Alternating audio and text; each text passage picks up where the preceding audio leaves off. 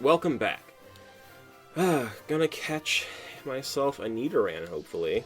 That is what I would like from this little area. So, what I was saying before, though, I mentioned it in the last episode that I had lost footage. So we had all of these games. There you are, Nidoran. We had all these games that we were playing, and I was just getting ready to edit them, and all of a sudden, all of them got lost. Nice. So it was just a really rough time, and I was kind of in like a really low place, and I don't know. It was just a really hard, rough couple days where I had to realize that I wasn't gonna get everything up in time, or at all, because my audio died, because the flash drive died with all the audio that I was editing with. So it was just a whole big thing, and I lost a lot of episodes. I was planning on doing episodes every day for June, July, and maybe August if I had enough time, but that's not gonna happen anymore. Obviously, this is going up later, but that was the plan, and hopefully I can get back on track and do it for July and for the rest of June. But, you know, for now, here we are. I don't know what I'm running around here for anymore. I got my Nidoran, I'm out. But I realized when all that went down, I took that time and I just started playing Pokemon again. I hadn't played Let's Go in a long time, since I had beaten the champion and moved on with my life. And I was like, I just want to sit down and play Pokemon. I'm really excited for Sword and Shield. There's a lot to talk about there. But I was just so, like, down about all that was going on. So I just couldn't, like, bring myself to actually make video just yet. But, here we are now. But it's just something so consistent in my life about coming back to Pokemon. Like, I don't know, whenever I'm in kind of a low place in life, Pokemon is just there for me. I'm able to come into this world and immerse myself and forget about my problems. And I think that is another reason that, like, people like Pokemon, because it's a way to get out. So I had said at the very end of the previous episode how I kind of was falling out of Pokemon, and that was just like the weird middle school phase. That was during, I want to say that was Black and White era, where I had this friend that I was talking to, and he also really liked Pokemon at the time. I don't know. I'm not sure if he's held that up over now that we're, out of high school, college, in college, whatever, wherever he may be. I don't even know. But at the time, we were in middle school, and we were talking about, like, what star did you get? Like, how far are you in the game? And I don't know, it was just so weird to talk about Pokemon with other people, because I'd never really talked about it, because it was always such like you can't talk about this, like you're a baby if you still play Pokemon. And it was just a very weird thing to have someone want to talk about Pokemon with me, and I didn't really want to talk about Pokemon in case someone, like, heard us talking about Pokemon. And it was just such a sad time. Middle school, it gets better after middle school, it's fine. I don't know, it was just such a weird era for me. I think it's a weird era for everybody. And it was certainly a low point for my Pokemon life, because I didn't want to play it anymore because it was weird. And that was another one of those things. I was talking about my brother earlier, and that was one of the eras where he was falling out of Pokemon, and I was like, okay, well, now it's time for me to move on, because now he's doing something, and I look up to him a lot, so it's time for me to get out of this. But then, you start growing up, and you realize that you can have your own interests, and it doesn't really matter what other people think of you. It doesn't matter what your brother is doing, really. It's as long as it's interesting to you. Now, I did kind of feel at the time that the Black and White were kind of a weird step. I mean, I love all the Pokemon games that, like, now in my life. I love them all. But I still kind of do feel like Black and White was such a different kind of tone from the rest of the series. so it especially to a middle schooler who didn't like really fully understand like the whole concept of like virtues and, you know, the whole conceptual ideals behind what black and white stood for, you know. But oh, there's a Bulbasaur. I need that. Anyway, sorry, got off track. But the point is, it was just a weak point in the series for me, and then after that, when I found out about X and Y, I feel like I never even really, I don't even remember playing through Black and White 2 all that much, because I know I did, like, I definitely did, but, like, you could definitely tell, I was looking back at, like, my original Hall of Fame, and it really just, it looks like I gave up. Like, I had like 3 different fire types. I had my starter Emboar, I had the Reshiram, and I had a Heatmor. I had a Heatmor and a Durant, and those are the only Pokemon I had. And I'm so baffled by the fact that, like, I only had those Pokemon. It was so weird. Like, it felt like I know I played them, but it feels like I never actually did until I have gone back in recent years and played them again. But I don't know, it was just such a bizarre experience going through and, like, seeing how uninterested I was with these games. But anyway, that's beside the point, because I remember being so, I don't know where the gap bridged. I think it must have been like when whatever direct or whatever announcement video they had for X and Y, because X and Y really just kind of got me back into it. I don't know if it was like the 3D models or the new region, everything was so beautiful 3D. I don't know what it was, but it really just kind of got me back into the series. I think it was because I was still like, that was late middle school, because like the Black and White was, you know, early middle school, like 6th grade. Now, like by 8th grade, they had X and Y coming out, and I feel like that was one of those times where it became so like it became okay to like have my own interests and to have whatever, you know, to have friends that also like Pokemon, and it just became more of a natural occurrence that other people like Pokemon besides me. But it was still a little weird in my eyes. But I was able to actually share excitement over, like, I haven't battled, wait, who haven't I battled yet? I'm just looking for someone to battle. But yeah, no, it was, I had friends to talk to about Pokemon, and they knew what I was talking about back to them, and it was just a really cool thing to have that, even though it was still kind of weird for me. It didn't become okay for me to talk about Pokemon until, like, you know, high school. Because, you know, high school, who cares about anything in high school? But yeah, no, X and Y, I mean, now, at this point in my life, not, you know, my favorite in the series, but I don't dislike any particular generation. I don't dislike any of them. But X and Y is kind of like a, I don't know. It was a big step forward, and I enjoy the games thoroughly. But I don't know, it's just not my favorite generation. And that brings us back to, oh my god, and that's another one of those weird things too. I'm sorry, I'm just like spewing off my old memories of Pokemon because, like, I don't know, there's just a lot to say about it. But now that I'm thinking about it, Gen 6 as a whole, we had Omega Ruby Alpha Sapphire, and I think I gave up playing Alpha Sapphire. I think I gave up playing that one too because I had the Kyogre, Swampert, Latios, and whatever other, like, BS stuff that I found. I didn't actually have a team in those games. I don't know what happened there. Like, going through those old save files is so weird to me because I don't remember, like, that's my first time playing through the game, and I don't know what anything in that is. Like, it's so weird.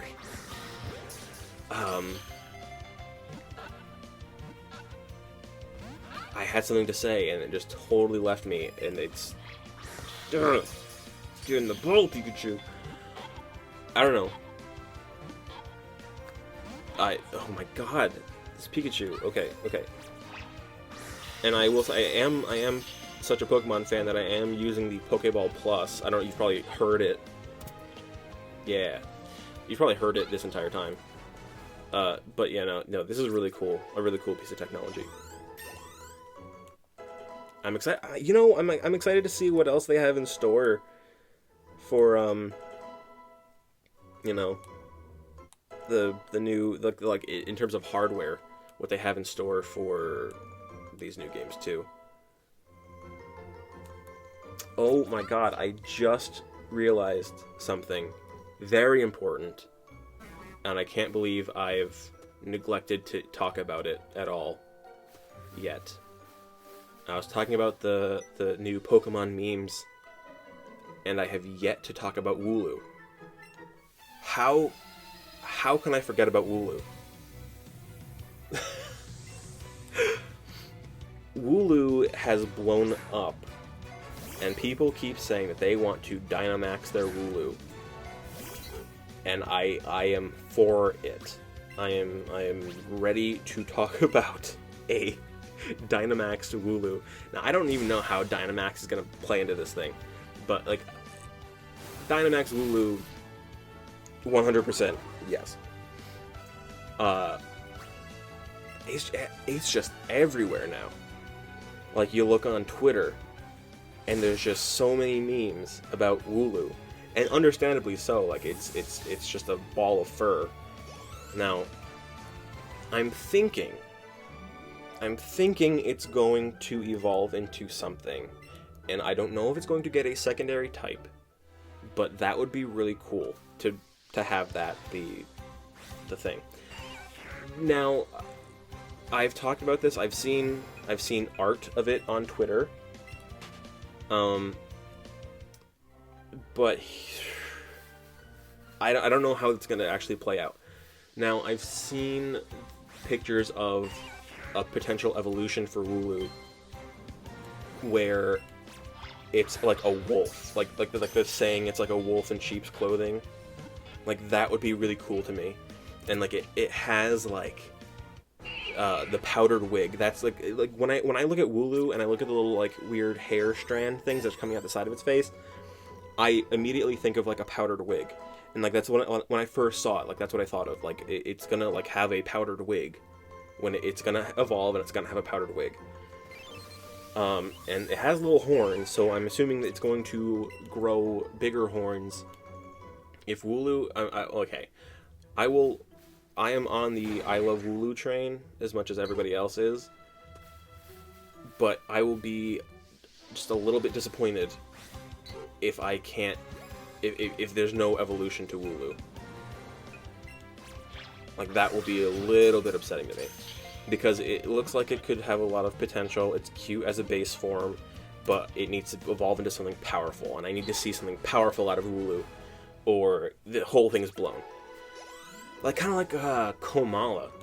Komala seemed like it had a lot of potential, and then it was just Komala for its entire life. Like, I don't know. Ooh, a Beedrill. Heck yeah. Okay. Oh, damn it. But yeah, no. Okay, well. But yeah, Wooloo needs to evolve, because like, we can't have another Komala situation. That's all I'm saying.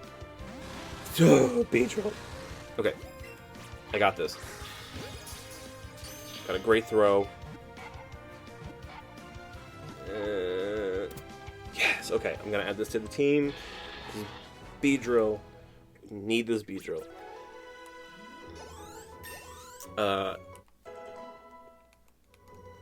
Yeah, I mean, I feel like in terms of the Direct, I'm probably gonna think of different things that I'm gonna have to say about it, because I do have a lot of ideas about the Direct, and just how kind of speculation, how things are gonna go in Sword and Shield. Of course, we can't know for a fact what's gonna happen, but I feel like I have some ideas and bold predictions and stuff.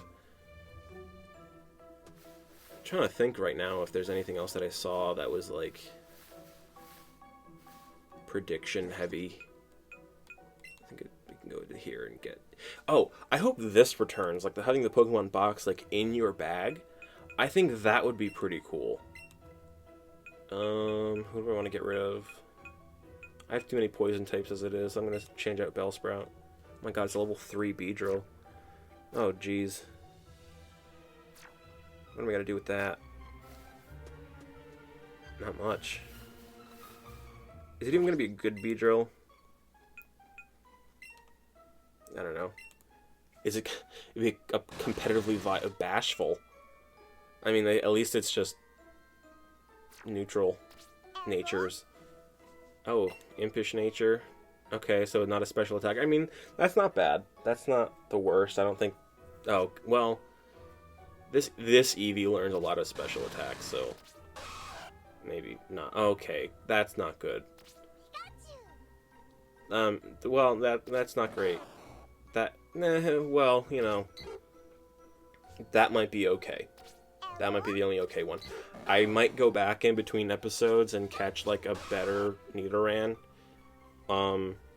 Maybe I'll find another one, but like minus attack Nidoran, I don't know how that's gonna go. Oh, yeah. So in terms of like competitive battling, I kind of got into it a little bit because that's another one of those like phases that I kind of went through. Where it's like after I got into X and Y, I realized that there's not a lot like left to do in this game now that I finished it. So I was like, okay, there has always been this whole competitive scene that I have no idea about. Like, I just want to play Pokemon for fun. I just want to play Pokemon through the main game, beat the champion, and then go back and start all over again and play games like 15 times over and over again. So, no, I started off kind of wanting to competitive battle in 5th gen, and I watched a couple tutorials on how to come up with teams and stuff, and I could not understand it. There was just something not clicking with it, and I didn't think I'd ever want to go back to competitive battling ever again, because it was just too difficult for me to like really understand. I don't know, there's just like a lot that went into it, and there's a lot of different steps. But then it was like 6th gen came around, and there was really nothing to do after the game ended. So I was like, okay, let me actually commit to learning how to do this, because it seems intimidating at first, and that's why a lot of people, you know, don't do it, I guess, because they just want to, they just be like me, and you know, not that they're being like me, but they just want to, people like me that want to just play the game to play the game. Now,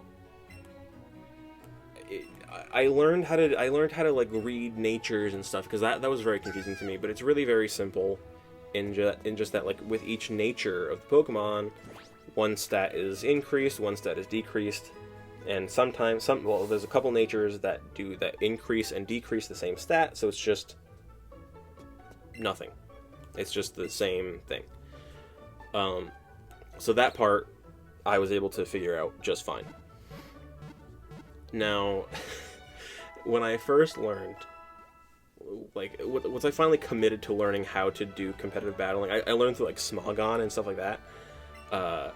So those rules are a little bit different than, like, the VGC rules and whatever. I didn't understand the whole, like, concept of EVs and IVs. I didn't think they matter all that much, and boy was I wrong. But yeah, it.